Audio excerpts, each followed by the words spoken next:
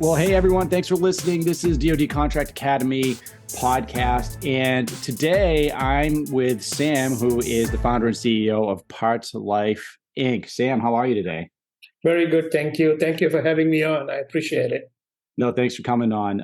We talked briefly before this. We love having businesses on that have, had to learn the process of federal sales and have seen success. And our listeners really resonate with that and have take away a lot of value. So, again, thanks for having us on. Maybe we should start with what your company is. What is Parts Life Inc.? What do you guys specialize in? Yeah, so Parts Life is a company that I started 15 years ago in 2007. I come out of the automotive aftermarket. It's what I know well. And I thought when I started my company in 2007 called Parts Life, I thought I was going into the automotive aftermarket. But the aftermarket at that time was extremely not doing well at all, and I had to pivot into the defense space. I recognized that the military, Army, Navy, Air Force, and Marine Corps needed parts support, especially because the assets that they had were being extended even beyond the life of what it was created for, and many times the government did not have the technical data package in order to be able to supply and support the fleet. And so it was neat that I had called my company Parts Life already. So it actually was a great domain name for the work that I was looking to do, right? So I started Parts Life in 2007 to create technical data packages and go from technical data packages to from prototype to low rate production. And then I acquired two other companies, one 5 years ago out of bankruptcy, a company called Deval Lifecycle Support. It's a company that has been around for almost 60 years. I bought them out of bankruptcy 5 years ago, and then I bought another company called LC Engineers about 3.5 years ago. And I've done some asset purchases as well from another couple of companies. And so the purpose of me acquiring and also growing organically is to really become a bigger part of what the program manager of a defense platform being able to meet those requirements, right? So that is kind of the design. So it may look like I am all over the place, but I have a specific architecture in mind on how I'm looking to grow both organically and also how I'm growing through acquisition. Okay. No, I do have a question about that. So and by the way, we don't, in fact, you're the first guest that we've had that specializes in providing, these type of parts. Right? We get a lot of service providers, a lot of, kind of cyber technology related companies. Not that parts aren't, parts certainly would tie into that, right? But there is a different process with parts and some different agency involvement. Maybe before we get into that, are there specific weapon systems or, whether it's aircraft or tanks or vehicles, are there specific things that you're targeting as far as, providing these parts, or are you kind of right across the board, kind of whatever the government needs? Yeah, so we are in the process of actually shifting from being all over the place to really looking at. So I have a new strategic initiative within our company called the Right 50, right? So we are looking at the right 50 weapons systems that we want to go after, right? So as a leader, it's very important for me to work in the right place, not only about working hard and smart, but also working in the right place. So we are in the process of identifying the top 50 weapon systems that we believe best fits the type of products and the type of services that we perform. And so we are really, our guns are aimed at really understanding what those platforms are, kind of how much money they are spending on procurement, how much money they are spending on RT&D and OM. So we are really following the money. We're doing I would say we're just starting to do that. I certainly won't call that a mature process, but certainly we are thinking about how does what we do apply to how they are being funded and the types of types of funding that is coming down the pike for those platforms, and Sure. we are working on focusing on those platforms. Yeah, no, that's very smart. And, I talk a lot on the podcast about, the fact that one thing selling to the government is different from commercial is most of the information is going to be out there public, and you just need to know where to grab it, right? So Yep. what has been spent and, the published, whether it's the budgets that have come out and where the government's focusing, there's some exceptions there with classified. Yep. So you're right. I mean, very smart. And also, the focus piece, right? So, I can remember being a program manager and, I might get a company come in and say, hey, I can do whatever you want. And then I get another one come in and say, hey, I build radar systems that can be flown at, X altitude. So typically if that's what I had to do, that I'm going to go with a company that focuses on that. So, very smart. And I can see just from your being able to see your federal sales that you've been very successful in growing over the years here, a lot with the Navy and other organizations with military, like you've talked about. Maybe we can, so now that we have kind of an understanding of where your business is right now and what you're focusing on, some of the transition, maybe we could go back to when you started this business and thought you'd be, you were out of the kind of the auto aftermarket industry, like you said, and you decided to pivot. It's a pretty big pivot and learning curve. Maybe you could tell us a little bit about, why you started thinking about the defense sector and what your journey kind of looked like going through the learning process and inevitably being successful there. Yeah. So thank you for that question. I had to give it some thought, knowing I was going to be on this podcast. So a couple of things come to mind, right? One, because the assets were continuing to be used even beyond the life that it was designed for, I kind of knew that these programs were looking to extend the life beyond what it's designed for. I knew that they could have issues with regard to supply issues. So it's like I kind of knew there was a pony there, but of course I needed to find the right people to talk to, the right agency to fund it, and that kind of stuff, right? And I also found out that they actually, the military is good at coming up with acronyms. So they had an acronym, DMS-MS. It stands for Diminishing Manufacturing Sources and Material Shortages. Diminishing manufacturing sources and material shortages. It was a great way for them to actually describe the problem. So recognizing that, that was the language that the military and my customers spoke, I created my own acronym. I called it ROPE. Rapid Obsolescence, Planning, and Execution. And so rather than tell the government, I can do this, what I did was I actually created a process that said, here is exactly how I plan on solving your problem, right? It's very similar to when you go to a Japanese restaurant and you see somebody cooking for you, right? You see this person cooking. So it's not like a bag of tricks. They're actually doing this right in front of you. And so you're saying, aha, I know exactly, if I wanted to do this myself, this is exactly the methodology that I follow. And so we live in a do-it-for-me society, right? Mm-hmm. And so I created this rope process. I actually got it trademarked long before I could even afford to do something like that. I knew I had something of value. And then, of course, I wrote a white paper. It took me about 5 years to get the customer to be able to buy into what I was doing. Because if you think about it, the government knows how to buy something the first time, right? So if you think about it, I was at Right Pat and I took a picture with the guy who put out the largest single source contract ever, right? It was for the two presidential helicopters. I said, man, I want to take a picture with you because there have been larger purchases, right? For instance, the Joint Strike Fighter is a much bigger purchase, but that was competed. Mm-hmm. Right, but as far as the presidential helicopter, the presidential plane was single source. The government knows how to buy something the first time. They don't know necessarily how to pay for something a second time.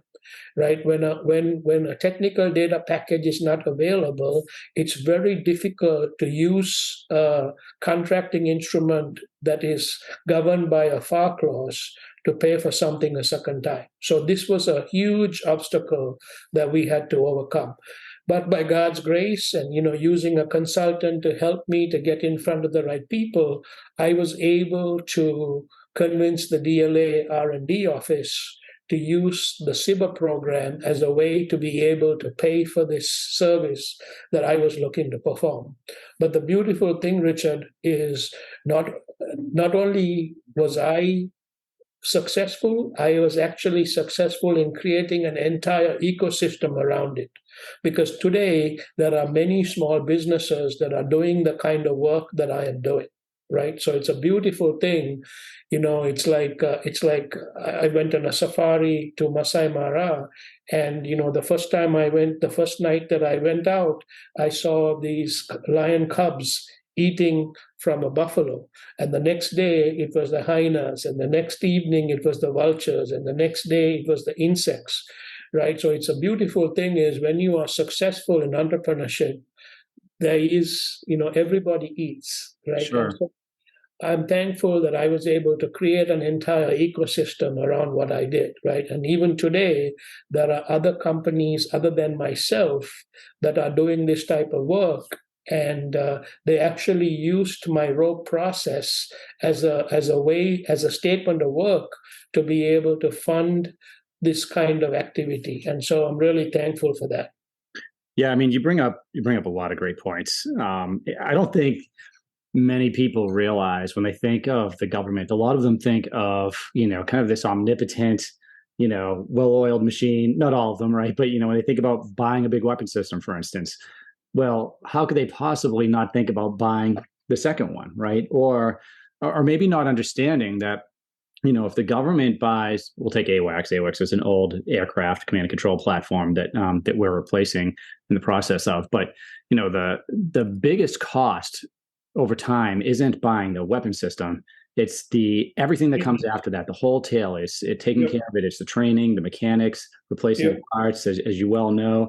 And a lot of times, what ends up happening. So I flew an aircraft called J Stars, another one called RC-135 rivet joint, and these aircraft, like a lot of the parts were the production just wasn't happening. They were so old, and the government just kept them going and flying for so long and modifying them that we had to hire different companies out there to produce the different parts and to make Yep. improvements we need.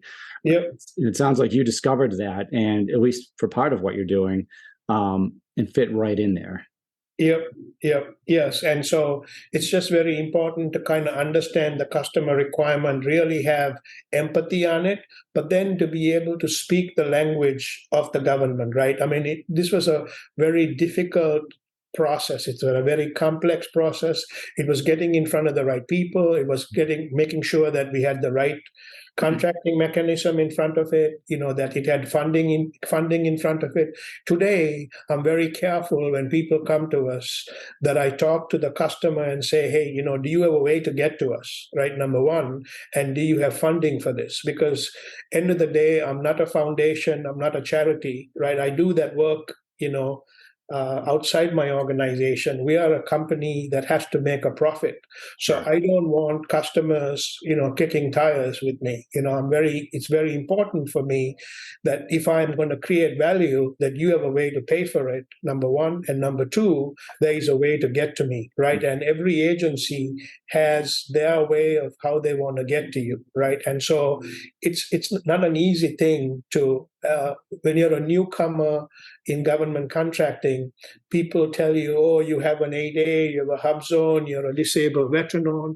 I have actually sat down with people who are disabled vets, and they sometimes have a very incorrect understanding of government contracting, right? They think that because you have this status that you're going to get millions of dollars worth of contracts, and that is the furthest from the truth. Or if you're a naturalized American like me and you are able to get an 8A certification, you feel like you're going to get all of these sole source contracts, and that is a myth.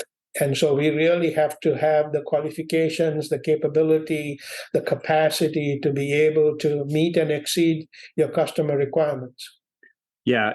I mean, you're really hitting the nail on the head. There's a couple of things with that, right? I mean, one thing that I think companies understand, it takes them a while to get, is that 99.9% of the people you meet in the government will never be able to make a purchase from you.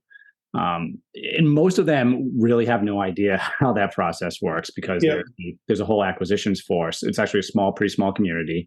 yeah, You need a warranted contracting officer, and usually a program manager manages the whole program.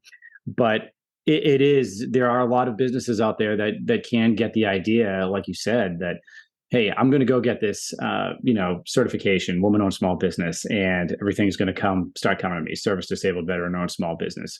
And you're right, that's not the case. There are times where, you can, especially a small business can work within a contract that has been set aside for a certain group, and that can, relieve you of competition. And there are ways to get a sole source contract as an 8A and even SDVOSB, but those have to be worked really hard. Like, there's no, like you said, the money's not going to fall from the ceiling into your lap because you have a certification. You have to have a very great understanding of the process, and you have to work that process. And, you could have someone that wants to buy from you, and they probably, like, take me, for instance. I didn't care what anyone's certification was. If you walked into the office and you knew what my problem set was, and you were a company, I wanted to know that you could solve my problem. I wanted to know that yeah, you understood it and that you could solve it. And then the next thing is, how do I put this company on contract, right? Just like yeah, you said. And that's another, I think, stumbling block for a lot of businesses, which is it's hard to explain to them that the government can't just buy the way me and you can. So that the government needs to have a way to get to you, right? And that could be GSA. That could be, I think I saw you were on Seaport, NXG. There are these vehicles where the government could put you on a contract very quickly, compared to that competitive, drawn out process, which I'm sure you're aware of. yeah. I think another thing that I would like to tell the listeners, because I thought about it, is a good way to start off is as a sub, right? Mm. So even though it took me 5 years to get to the government regarding this Parts Life solution, in the meantime, I was a sub to an integrator. They needed some seals for a seal kit that they were putting together. It was a huge purchasing opportunity, but there was two seals that they were having a really difficult time with, and I was a good supplier. I have a certification in seal engineering, and I was able to design and build these seals for them. And so even while I was actually on the hunt to create this solution for the government, I was a sub to a prime. And so Gotcha. that is not a bad. So when you're small and you're first starting to create success, it's not a bad way to think about it, right? To be a sub to a prime as a way to get your feet underneath you and to get going. A couple of other things that I find very helpful is we had a consultant teach us something called layers and players, right? So when I first started teaching my own team exactly how to think about government contracting, I had identified three stakeholders: the small business office, the contracting office, and the folks in the program, right? So Mhm. those were the three players that I had actually identified. But we have been better trained now. We are also thinking in terms of the people who are actually using the parts, right? It could be a maintainer, it could be an installer, and also who is the OEM or the prime in that space, and also who is your competition, right? So as you think in terms of layers and players, it's important for us to think in terms of these six, layers and players, because when we are trying to sell something, yes, the contracting officer is the one making the decision. And if it's a price sensitive product, right? So the contracting office can make that determination. But if it's a technical solution, right, the more technical a solution is, it takes it further and further away from price to the program understanding your solution. Can you meet all of the the qualifications that are requested? Do you have past performance? So really getting to understand what the program's looking for and being able to make sure that you're able to meet those things is very important.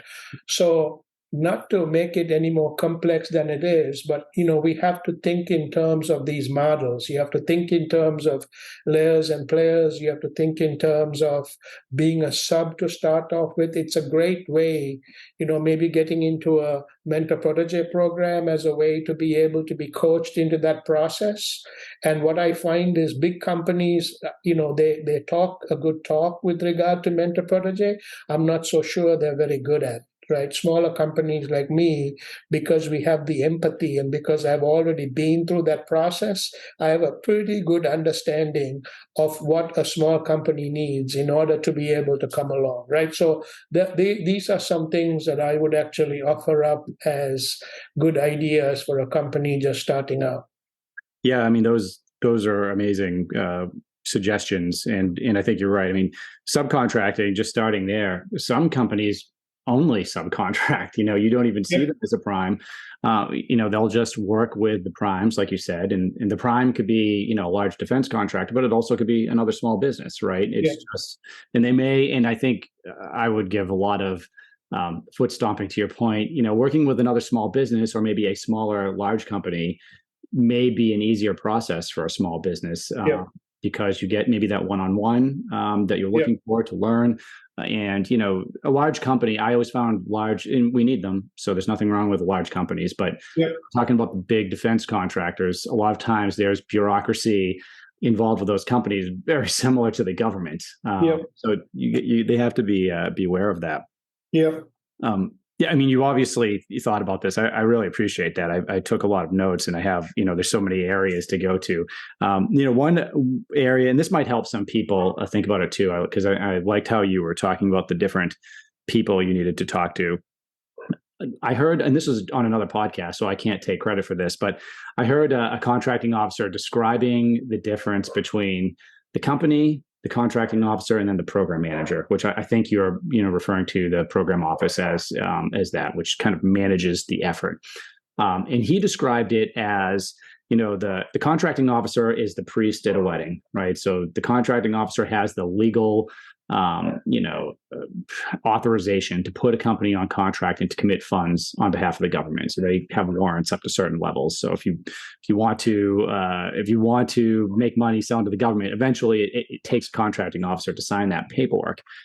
But in a lot of efforts, it's not the contracting officer that's going to manage that program. He's just the priest. The company really has to think of the bride as the program office. So the bride is the one that you actually are signing up, going into a contract with and going to be working with for potentially years. So, and then of course the groom would be the company. And then I think when I talk people through that, then they finally get it. Okay, so the contracting officer is not actually going to be in charge of me, especially if you're designing something, like you said, something technical, a solution. You'll work with that program office to come up with the final product. And the CEO, you might only see them when it's, periodically, when it's time to kind of renew your contract, do a delivery order.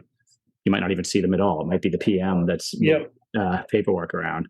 Yeah, I think it's very important to think in terms. I think that, first of all, that's a great analogy between the priest and the bride and the groom, because really, if you think in terms of the groom, the bride, and the priest in that analogy, they have certain requirements that you have to meet, right? So the contracting office is looking for certain things that you must have in order to be able to get a contract.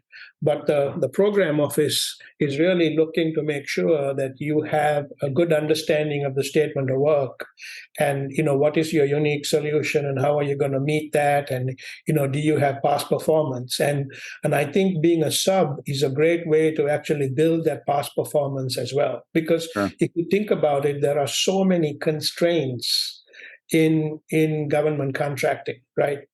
Because in the beginning, if you haven't worked for another contractor or somebody like that, when they ask you for a for relevant past performance, it's very, very difficult for you to just come up with that, right? So being a sub is a great way to do that, number one. And what we are doing is we are actually starting to catalog, almost, we have an intern who's actually starting to catalog a lot of our past performance, because as we get qualified on many parts, we are looking at not only the part, but we are thinking in terms of what that part goes into, right? What is the platform?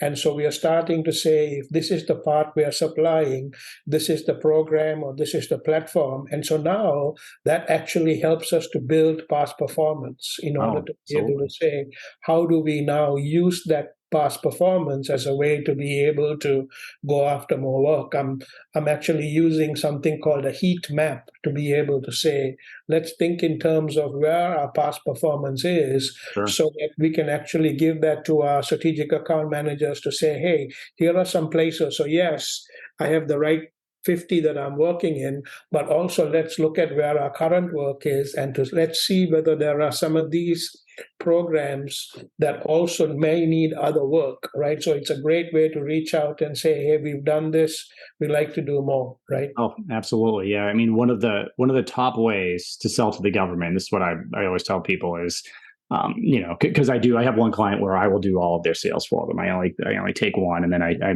focus on the academy and training and coaching and whatnot. But um, upselling, or if you're on contract with somebody, the easiest way to continue your sales, and it's often missed, is especially if you're working with that program manager on a relatively continual basis, is to ask them, hey, do you need anything else? Is there anything upcoming that we might be able to engage on, or do you know another shop, another office that might be able to use our product, our solution? Yep. And that is such a great way to get your foot in the door, whether it's just finding out about a solicitation coming up, or getting introduced to someone that could really use, because they're not really, program manager, just like you're busy. They have a lot of different efforts in addition to maybe being in the military and having to Yep. deploy and everything. So Sure. they're not thinking about the different opportunities for your business necessarily. But if you ask them, that's when I can remember doing it several times. That's where you would pause, and because you want to help a good company. If you're in the government, if you're in the military, you want to help a good company get on different programs, because you're helping Yep. your buds in uniform, you're helping the company. It's kind Yep. of a win-win for everybody. Yep. And that other office now understand you're getting recommended by another acquisitions professional that's dealt Yep. with you, and I mean that's priceless. So now they're getting they can kind of skip the initial, you might work going back and forth via email to get meetings and spend a couple months doing that with a new potential client. Whereas all of that can happen in a 3-minute conversation in the hallway at an Air Force base. Hey, this is the company. It's Parts Life. They're on, NXG. We're using them. They're on contract now. They're awesome. Great. Now you have another client that can get to you. They know you have past performance, and they might even be able to use a contract. Talking about how to get to people, they might be able to use a contract that you're already on and just add a delivery order to it, or depending on what it is you're selling. So very interesting. You mentioned something else, and this comes up. It's been coming up almost every interview with companies I've brought in, which is the SBIR program. So typically developing a technology or maybe modifying something you have for government use, which of course in your case, I can definitely see that. Was that your first prime contract with the government? And if not, maybe kind of talk about what that process was like for you. Yeah, so the SBIR was not my first contract, but the SIBA was actually used in order to fund my rope process, right? Okay. And so it was a great way. So the SIBA program, it has the flexibility to pay for things like non-recurring engineering charges, labor, and material all in one contract. Right, many contracting instruments don't necessarily have that flexibility. So it is why the customer actually chose. In fact, the SIBA and the OTA are two ways. The other transaction authority are the two ways how customers get to us on this particular type of work, where we are recreating a technical data package, because there is a lot of non-recurring engineering charges up front that you can't amortize into the piece price of the part. So once that engineering services and the prototyping and the testing is done, now you have phase three money, or the customer has the ability to go out and buy those parts for the life of the asset, right? Sure.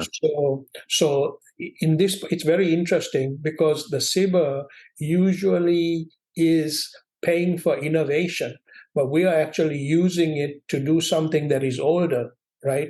But the amazing thing is our customer was able to make an argument that the innovation was the rope process, that we were using a methodology to be able to create something that was older, right? So it was a great way to actually massage that contracting vehicle into doing what we're doing.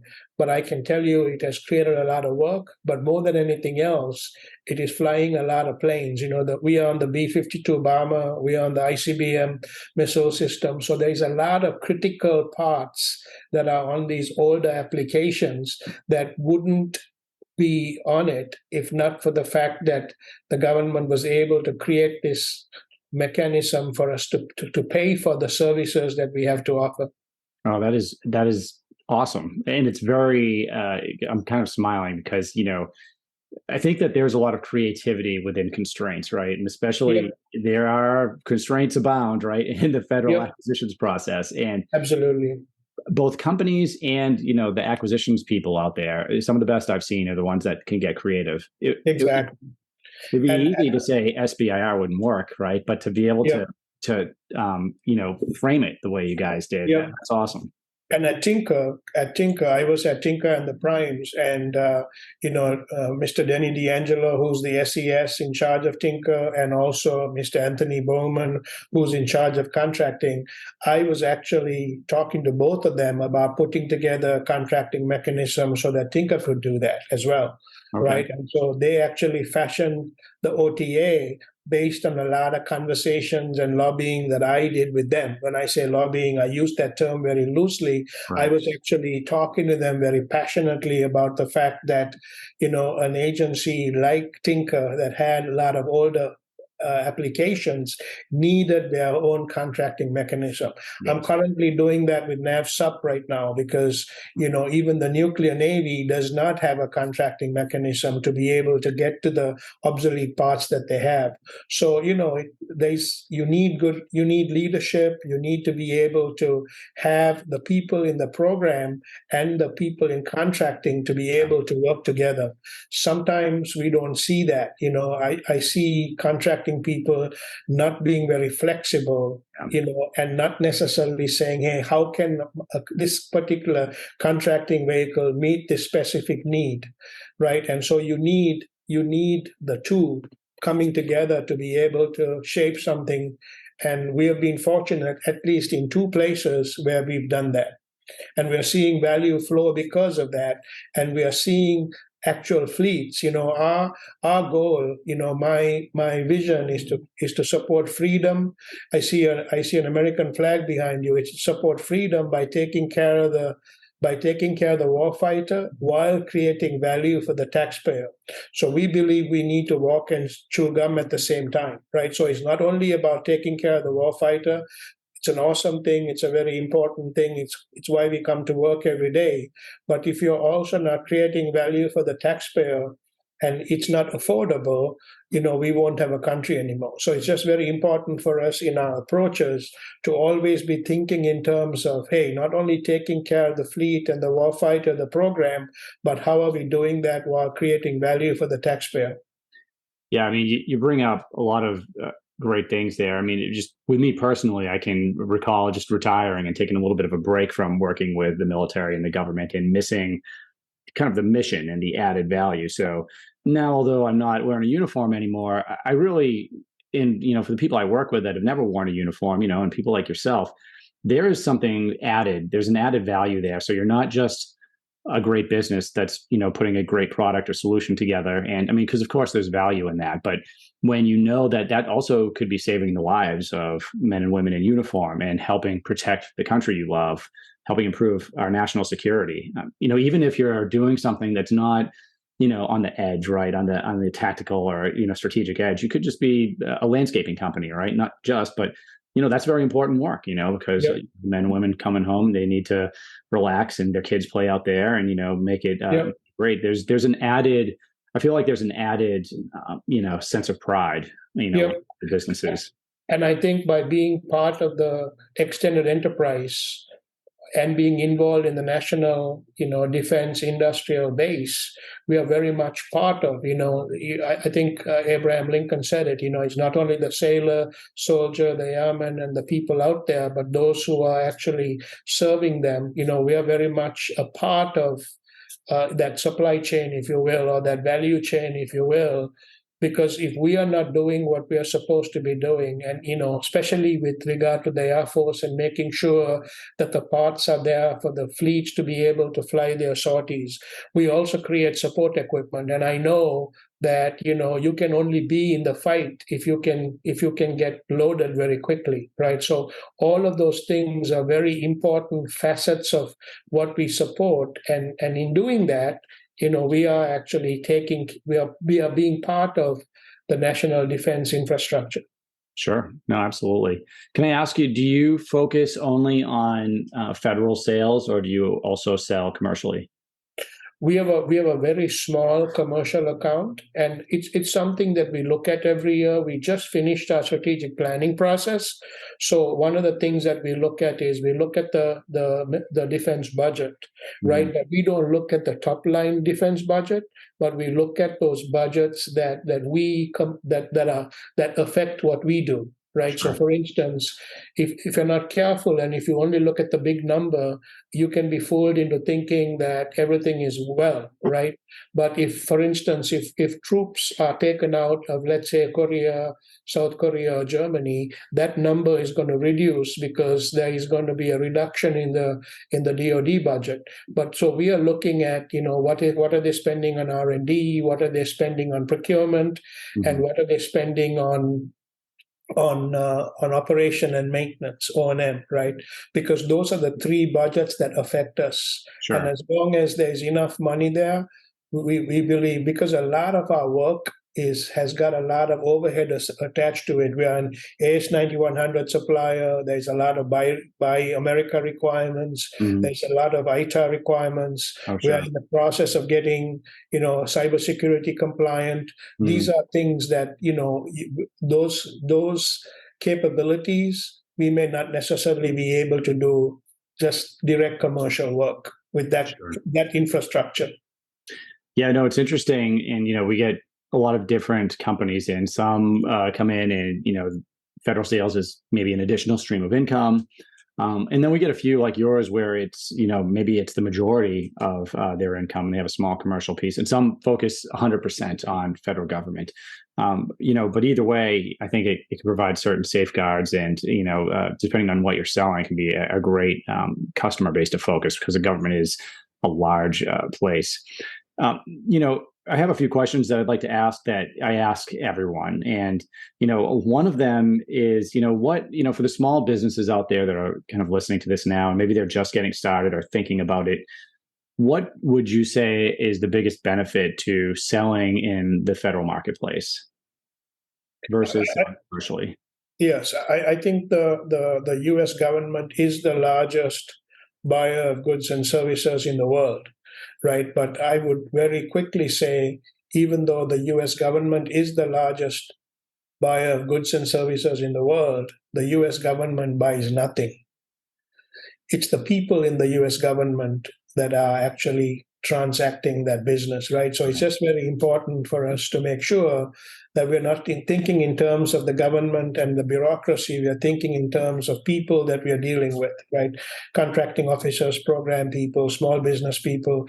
And it's just very important for us to be able to have those conversations, to be able to sell our ideas, to have empathy on what they are feeling and sensing, what are their needs, and being able to meet them.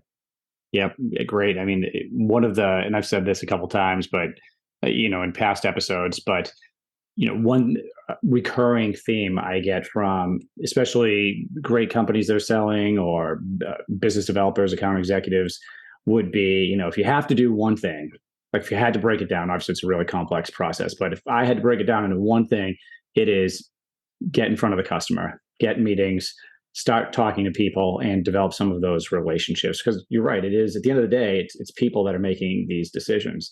And you learn, there's so much there, right? You learn about the opportunity, you learn more about it than, because you do have some companies, as you know, usually not successful, that are just, pumping out proposals when they see solicitations. You have some that, maybe do a little bit of that, relationship building, but, when you're really talking to them, you can learn more about the requirements, you can learn about other opportunities, you form that relationship. It's very important. So what is next for your business, and maybe, how can we help? How can listeners out there, is there any engagement with subs or with the government that you'd like to see? I'm really working on putting together a contracting vehicle with NAVSUP in Philadelphia as a way for them to get to us on their obsolescence issues.